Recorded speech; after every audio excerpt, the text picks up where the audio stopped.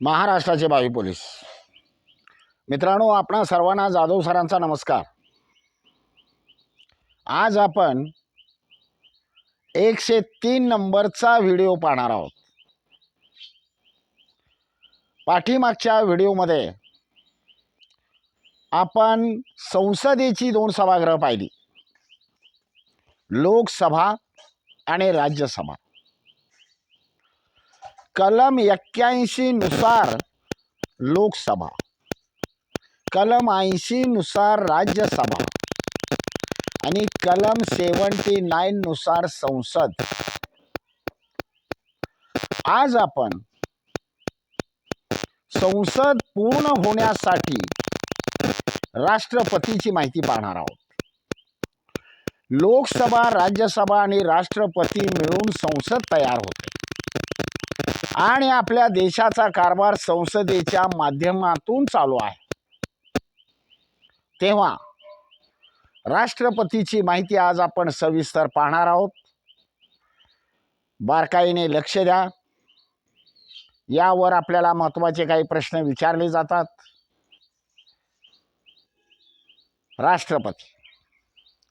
राष्ट्रपती हा भारताचा प्रथम नागरिक असतो। भारताची जनगणना मोजायला सुरुवात केल्यानंतर भारतातला पहिला नागरिक म्हणजे राष्ट्रपती। राष्ट्रपती हा भारताचा प्रथम नागरिक असतो, शिवाय त्यांना त्यांच्या सर्व क्षेत्रामध्ये अग्रतेचा मान असतो। भारताच्या कोणत्याही कानाकोपऱ्यामध्ये राष्ट्रपतींना तेवढाच मोठा मान आहे। राष्ट्रपती पदाच्या उमेदवाराचे वय 35 वर्ष पूर्ण असावे लागते। 35 वर्षाला कमी असता कामा नये। मग 35 वर्षाच्या पुढे कितीही असले तरी चालते, परंतु 35 वर्ष वय पूर्ण असावे। शिवाय तो लोकसभेचा उमेदवार म्हणून निवडून येण्यास पात्र असावा। भारताचं महत्त्वाचं स्थान म्हणजे राष्ट्रपती, आणि या स्थानावर जाणारा माणूस त्याची पात्रता वय 35 वर्ष पूर्ण असावं आणि तो उमेदवार लोकसभेला निवडून येण्यास पात्र असावा। मित्रांनो, संविधानाने आपल्याला सर्वांनाच अधिकार दिलेला आहे, पण ज्या त्या क्षेत्रासाठी, ज्या त्या पदासाठी योग्य पात्रतेचा माणूस असणं गरजेचं आहे। राष्ट्रपती पदासाठी माणूस जो उभा राहणार आहे तो लोकसभेच्या निवडणुकीमध्ये निवडून येण्यास पात्र असला पाहिजे। कलम 57 नुसार राष्ट्रपतीची निवडणूक किती वेळा लढवता येते। समजा या वर्षी सध्या द्रौपदी मुर्मू हे देशाच्या राष्ट्रपती आहेत। त्यांचा कार्यकाल 5 वर्षाचा आहे। तो संपल्यानंतर त्यांना जर वाटलं परत राष्ट्रपती पदासाठी अर्ज भरावा तर त्या भरू शकतात। कलम 57 नुसार राष्ट्रपतींची निवडणूक किती वेळा लढवता येते हे लक्षात असू द्या। डॉक्टर राजेंद्र प्रसाद हे स्वतंत्र भारताचे पहिले राष्ट्रपती होते। स्वतंत्र भारताचे पहिले राष्ट्रपती डॉक्टर राजेंद्र प्रसाद। भारताचे राष्ट्रपती हे केंद्रीय कार्यकारी मंडळाचे व केंद्रीय कायदे मंडळाचे घटक असतात। भारताचे राष्ट्रपती हे केंद्रीय कार्यकारी मंडळ आणि केंद्रीय कायदे मंडळाचे घटक असतात। कलम 52(a) नुसार राष्ट्रपती पदाची निर्मिती केली असून राष्ट्रपती हे घटनात्मक प्रमुख असतात। राष्ट्रपती हे घटनात्मक प्रमुख असतात। कलम 52(a) नुसार राष्ट्रपती पदाची निर्मिती केलेली आहे। कलम 53 नुसार राष्ट्राची सर्व कार्यकारी सत्ता राष्ट्रपतींना प्राप्त झालेली आहे। कलम 53 नुसार राष्ट्राची सर्व कार्यकारी सत्ता राष्ट्रपतींना प्राप्त झालेली आहे. मित्रांनो, कलम सुद्धा महत्त्वाचा आहे. कलम 58 नुसार राष्ट्रपतीची पात्रता काय असते ते बघा. राष्ट्रपतीची पात्रता काय असावी? 1. तो भारताचा नागरिक असावा. हा अधिकार आहे तो फक्त भारतीय नागरिकासाठी आहे. England, America, Russia, France, Japan, Germany, Italy, Norway, Sweden, Poland इतर देशामधल्या कुठल्याही माणसाला भारतामध्ये इलेक्शन लढवण्याचा अधिकार नाही. आमच्या संसदेनं आम्हाला भारतीयांना हा हक्क दिलेला आहे. तो भारताचा नागरिक असला पाहिजे. त्याचं वय 35 वर्ष पूर्ण असलं पाहिजे. कलम 59 नुसार राष्ट्रपती पदाचा उमेदवार संसद किंवा कोणत्याही विधिमंडळाच्या सभागृहाचा सदस्य नसावा. जो उमेदवार राष्ट्रपती पदासाठी उभा राहणार आहे तो उमेदवार संसदेच्या कोणत्याही सभागृहाचा किंवा राज्यामध्ये कोणत्याही विधिमंडळाचा सदस्य असता कामा नये. कलम 54 नुसार निवड अप्रत्यक्षपणे होते. निर्वाचक गणांच्या सदस्यामधून होत असते. राष्ट्रपतीची निवड अप्रत्यक्षपणे होत असते. निर्वाचक गणांच्या सदस्यामधून होत असते. राष्ट्रपतीला आपण प्रत्यक्ष मत देत नाही. आपण मत कुणाला देतो प्रत्यक्ष? तुम्ही आणि मी मतदान कुणाला करतो? लोकसभेच्या सदस्याला प्रत्यक्ष मतदान केलं जातं. महाराष्ट्रामध्ये विधानसभेच्या सदस्यांना प्रत्यक्ष मतदान केलं जातं. राज्यसभेचे सदस्य अप्रत्यक्षपणे निवडून येतात, त्याला तुमची मतं लागत नाही. प्रत्येक राज्यामध्ये असणाऱ्या विधानसभेच्या सदस्यांच्या मताने राज्यसभेमधले सदस्य निवडून दिले जातात. आणि राष्ट्रपती पदासाठी सुद्धा तुम्हाला प्रत्यक्ष मतदान करता येणार नाही. अप्रत्यक्ष मतदान पद्धती आहे. कलम 54(a) नुसार संसदेची दोन्ही सभागृहे निर्वाचक सदस्य. पाहता राष्ट्रपती पदासाठी मतदान कोण करत? कलम 54(a) नुसार संसदेची दोन्ही सभागृह म्हणजेच लोकसभा आणि राज्यसभा पण निर्वाचक सदस्य निवडून दिलेले सदस्य तेवढेच मतदान करू शकतात. राष्ट्रपतीच्या निवडणुकीसाठी लोकसभेचे सर्व सदस्य मतदान करणार. सध्या लोकसभेमध्ये अँग्लो इंडियन समाजाचे 2 लोक घेत नसल्यामुळे त्यांचा प्रश्नच येत नाही. पण बाकी सर्व निर्वाचक सदस्यांना मतदान करण्याचा अधिकार आहे. राज्यसभेमध्ये अप्रत्यक्षपणे लोक निवडून आलेले असतात. त्यापैकी 238 सदस्य अप्रत्यक्षपणे निवडून आलेले असतात. 12 सदस्य कला, साहित्य, विज्ञान, समाजसेवा आणि क्रीडा या क्षेत्रामधून राष्ट्रपतीने घेतलेले असतात. त्या 12 लोकांना राष्ट्रपतीला मतदान करता येत नाही, कारण ते निवडून आलेले नाहीत, निर्वाचक गणामधून आलेले नाहीत.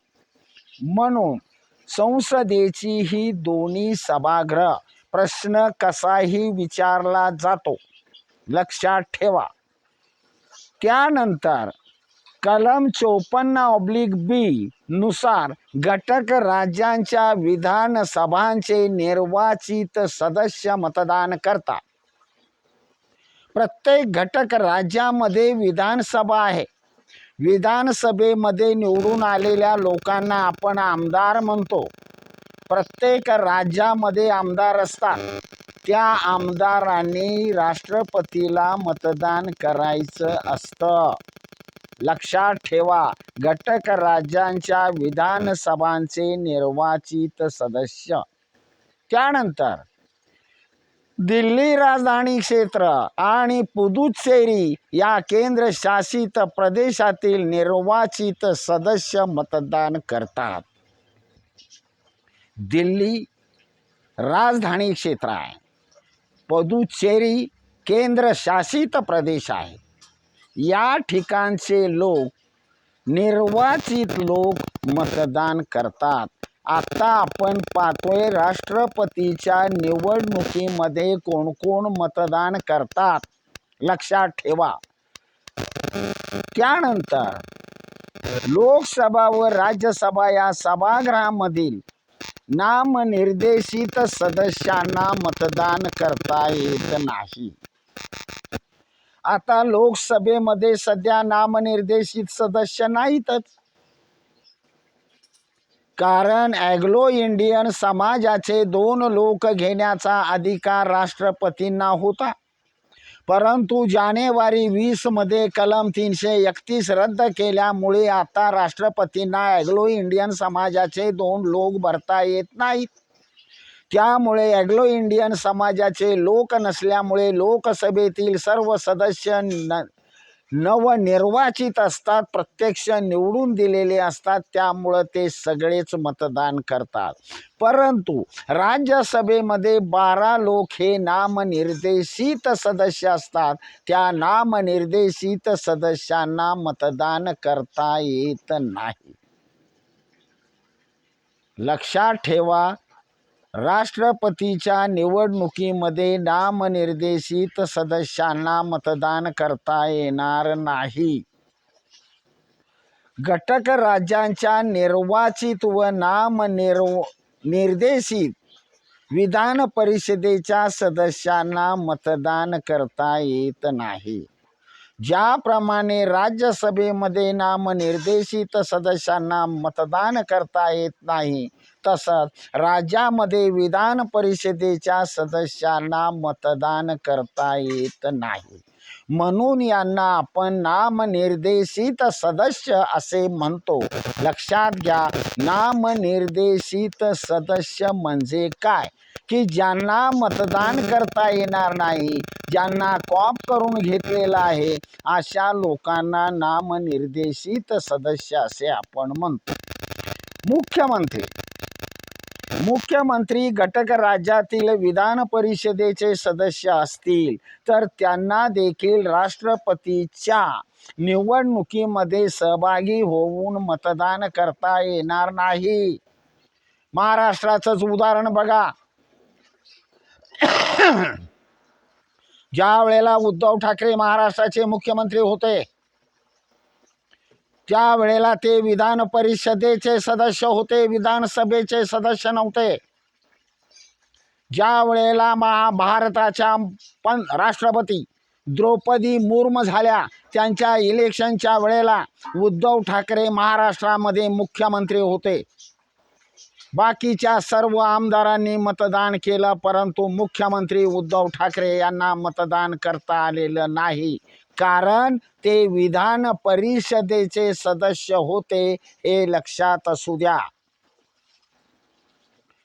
कलम 55 नुसार अप्रत्यक्ष, प्रमाणशीर, गुप्त मतदान पद्धतीने अनुपतित प्रतिनिधित्वाच्या तत्वानुसार एकल संक्रमण पद्धतीने निवड होते.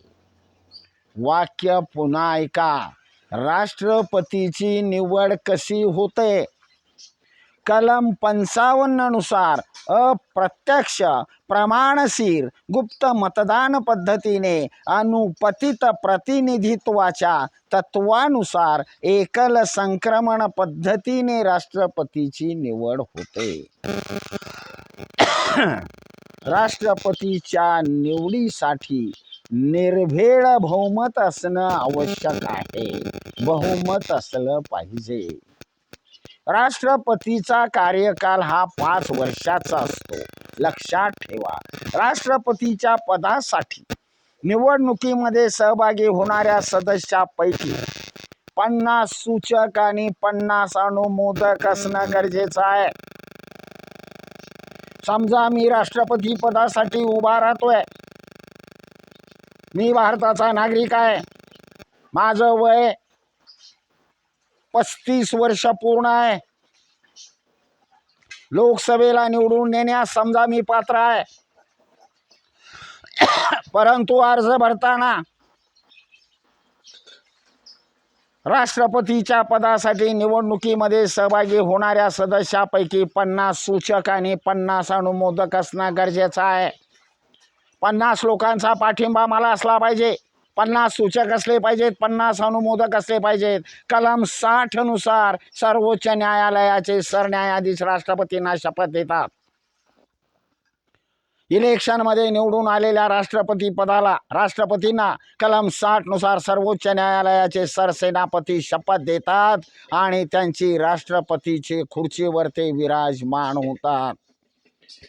तुम्ही कल्पना करा, भारताचा असणारा नागरिक, त्याचं वय 35 वर्ष पूर्ण, लोकसभेला निवडून येण्यास पात्र, सर्व लोकांनी भारतातील सर्व घटक राज्य आणि केंद्रशासित प्रदेश आणि संसदेची दोन्ही सभागृह यामधील निर्वाचित सदस्यांनी मतदान करून राष्ट्रपतींची निवड झाली आणि कलम 60 नुसार सर्वोच्च न्यायालयाचे सरन्यायाधीश यांनी त्यांना शपथ दिलेली आहे. राष्ट्रपतीचे मासिक वेतन 5 लाख रुपये आहे. 5 लाख रुपये. कलम 56 नुसार राष्ट्रपती आपला राजीनामा स्वीकृतीसाठी उपराष्ट्रपतींना सादर करतात. एखाद्या राष्ट्रपतीला काही काम करावंसं वाटत नसेल किंवा 1-2 वर्ष काम केलं आणि आता स्वेच्छानिवृत्ती घ्यायची असं जर त्यांना वाटत असेल तर राष्ट्रपती आपला राजीनामा उपराष्ट्रपतीकडे देतात, हे लक्षात ठेवा. कलम 61 नुसार घटनाभंग व एकाच आरोपासाठी राष्ट्रपतींना महाभियोगाद्वारे पदच्युत केले जाते. कलम 61 नुसार राष्ट्रपतीकडून काही घटनाभंग झाल्यास राष्ट्रपतीला काढून टाकण्यासाठी महाभियोगाची स्थापना करून बहुमताने त्यांना पदच्युत करता येते. मित्रांनो, राष्ट्रपतीची खुर्ची 3 वेळा रिकामी होते.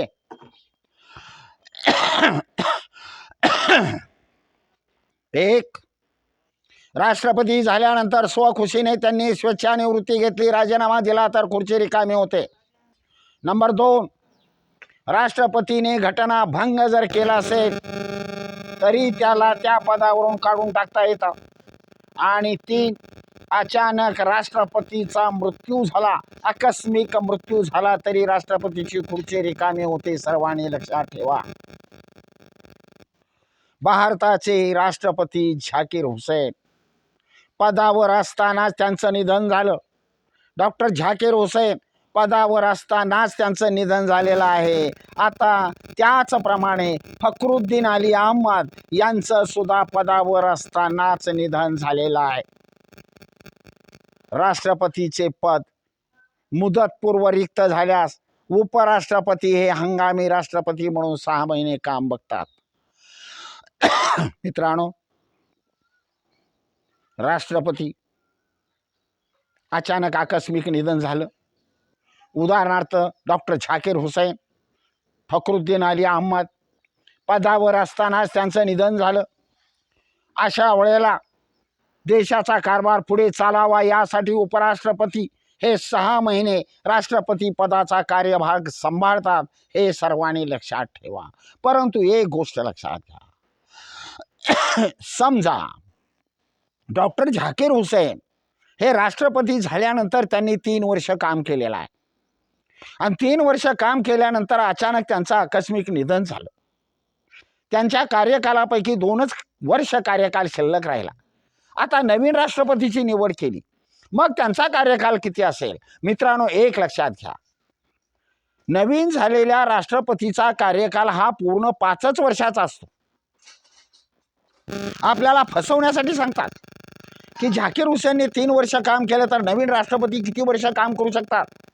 बरेच विद्यार्थी सांगणार 2 वर्ष काम करू शकतात. 2 वर्ष नाही, राष्ट्रपतीची एकदा निवड झाली तर त्यांचा कार्यकाल पूर्ण 5 वर्षाचा असतो. हे सर्वांनी लक्षात ठेवा. डॉक्टर झाकीर हुसेन आणि फखरुद्दीन अली अहमद यांचा पदावर असतानाच मृत्यू झालेला आहे. अशा वेळेला उपराष्ट्रपती हा कार्यकाल 6 महिने सांभाळतात आणि 6 महिन्यामध्ये नवीन राष्ट्रपतीची निवड होते आणि पुन्हा राष्ट्रपती त्या खुर्चीवर येतात. आकस्मिक रिक्तता निर्माण झाल्यास सर्वोच्च न्यायालयाचे सरन्यायाधीश हंगामी राष्ट्रपती म्हणून काम करतात. आता गंमत बघा. समजा राष्ट्रपतीचं आकस्मिक निधन झालं आणि उपराष्ट्रपती राष्ट्रपतीच्या जागेवर 6 महिने कामासाठी आले, परंतु उपराष्ट्रपतीला जर वाटलं की मलाही राष्ट्रपती पदासाठी इलेक्शनला उभं राहायचं आहे, तर अशा वेळेला राष्ट्रपतीही गेले, उपराष्ट्रपतीही गेले, अशा वेळेला आकस्मिक पदरिक्तता निर्माण झाल्यास सर्वोच्च न्यायालयाचे सरन्यायाधीश हंगामी राष्ट्रपती म्हणून काम पाहतात. राष्ट्रपतीचे रिक्त पद भरण्यासाठी 6 महिन्याच्या आतमध्ये निवडणूक घ्यावी लागते. मुदतपूर्व निवडणुकीमध्ये निवडून आलेले राष्ट्रपती नियुक्तीच्या दिनांकापासून 5 वर्ष पदावर राहू शकतात. राष्ट्रपतीची नियुक्ती तारीख आज आहे. आजपासून बरोबर 5 वर्ष त्यांचा कार्यकाल असतो.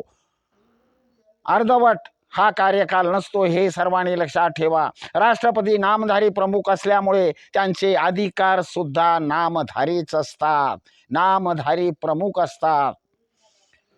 व्ही व्ही गिरी यांनी राष्ट्रपती पदाची निवडणूक लढवण्यासाठी राजीनामा दिल्यामुळे तत्कालीन सरन्यायाधीश हिदायतुल्ला यांनी राष्ट्रपती म्हणून काम केलेलं आहे.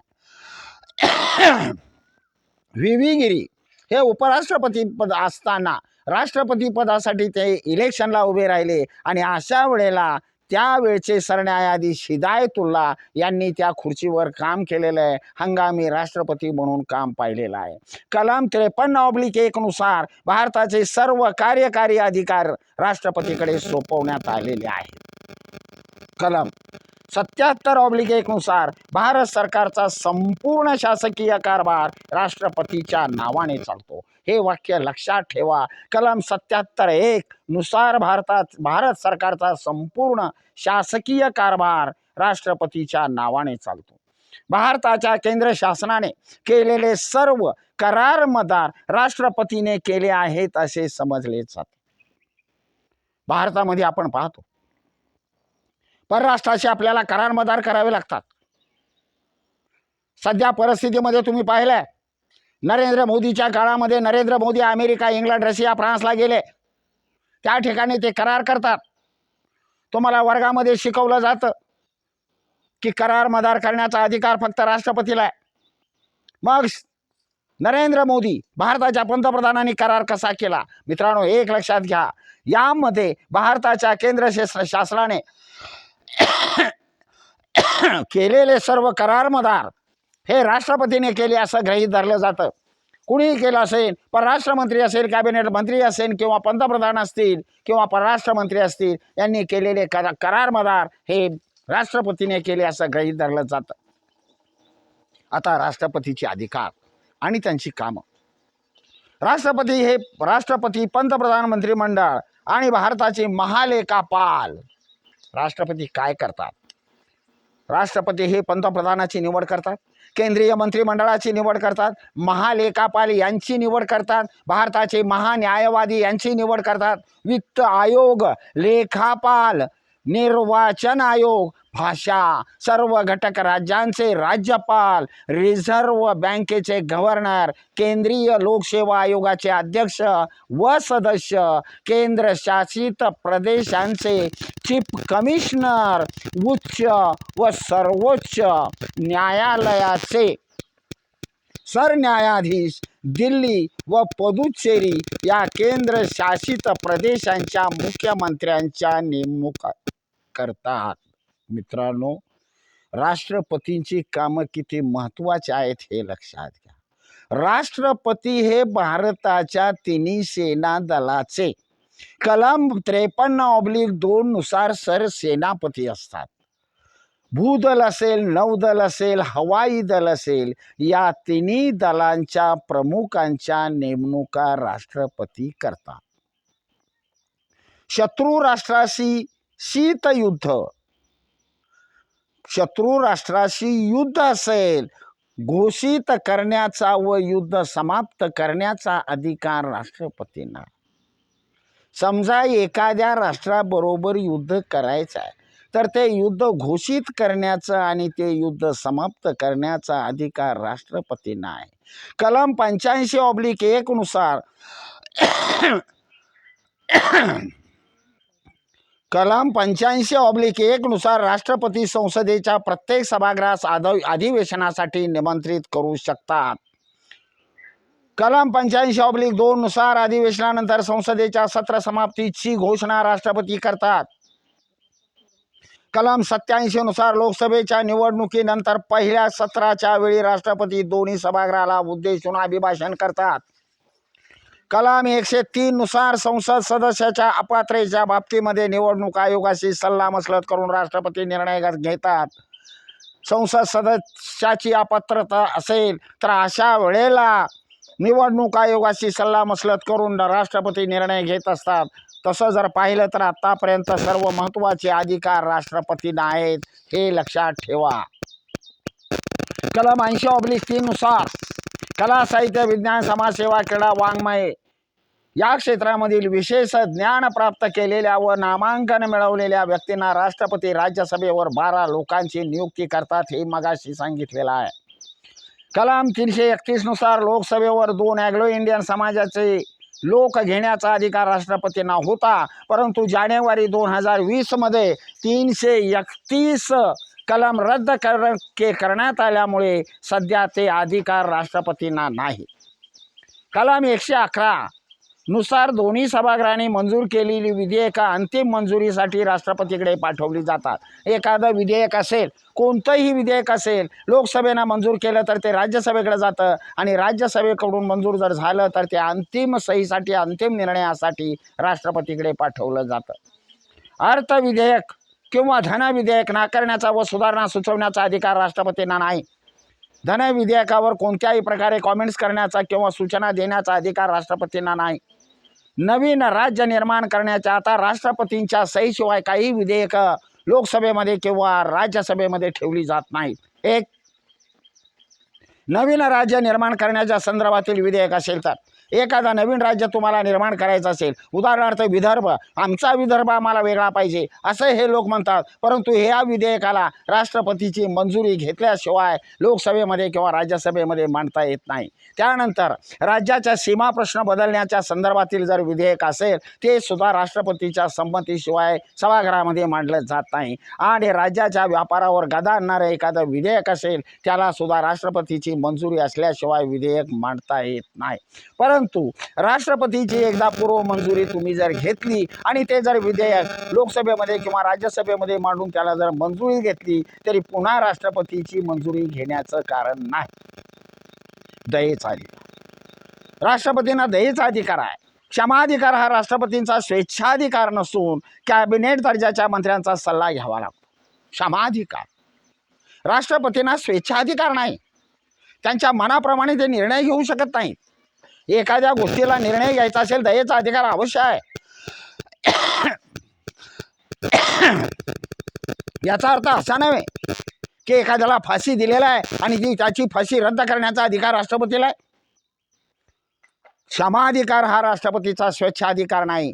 कोणताही निर्णय घ्यायचा असेल तर त्याला कॅबिनेट मंत्र्यांचा सल्ला घ्यावा लागतो. कॅबिनेट मंत्री त्यांच्या बरोबर असतात.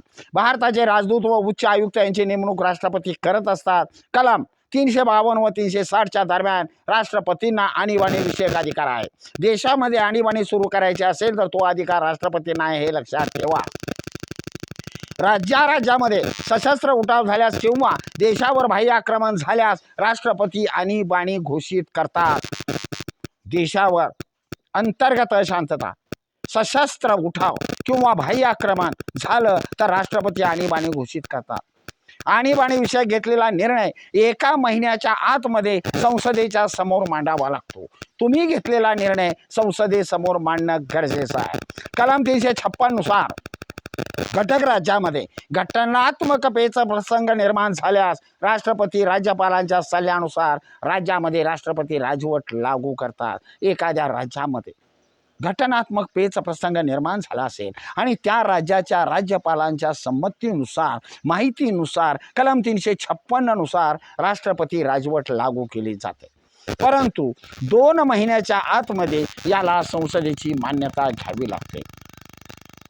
राष्ट्रपती राजवट कालावधीमध्ये 1 वर्ष काळ असू शकतो. अशा प्रकारे जास्तीत जास्त 3 वर्ष कालावधी असतो. एकाच वेळेला एकाच वर्ष कालावधी असतो. राष्ट्रपती राजवट लागू जर केली तर पहिल्यांदा 1च वर्ष, नंतर वाटलं तर आणखी 1 वर्ष, नंतर वाटलं तर आणखी 1 वर्ष, कंटिन्यू 3 वर्ष राष्ट्रपती राजवट लागू करता येत नाही. वर्षाच्या टप्प्याने ती वाढवावी लागते. देशामध्ये एखाद्या भागाचे आर्थिक स्थैर्य धोक्यात आलं असेल तर राष्ट्रपती 360 कलमानुसार आर्थिक आणीबाणी घोषित केली जाते. मित्रांनो, वैशिष्ट्य एक आहे की 360 कलमानुसार आर्थिक आणीबाणी लागू केली जाते. परंतु आजपर्यंत भारतामध्ये एकदाही आर्थिक आणीबाणी लागू करण्यात आलेली नाही. आर्थिक आणीबाणीचा एकही प्रसंग आजपर्यंत भारतामध्ये आलेला नाही. मित्रांनो, डॉक्टर सर्वपल्ली राधाकृष्णन हे भारताचे दुसरे राष्ट्रपती होते. राष्ट्रपतीच्या संदर्भामध्ये आपण त्यांच्या कलमानुसार पाहिलेला आहे.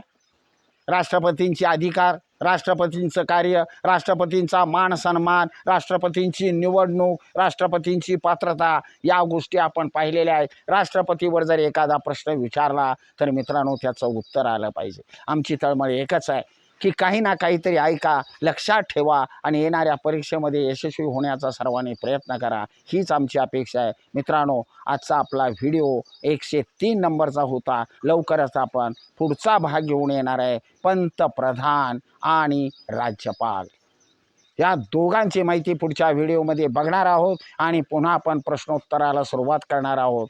आपल्या परीक्षेच्या शेवटपर्यंत आपले व्हिडिओ चालूच राहणार आहेत. फक्त ऐकण्याचं थोडंसं कष्ट घ्या, एवढीच विनंती आहे. मित्रांनो, आपण या ठिकाणी थांबतोय. जय हिंद, जय महाराष्ट्र.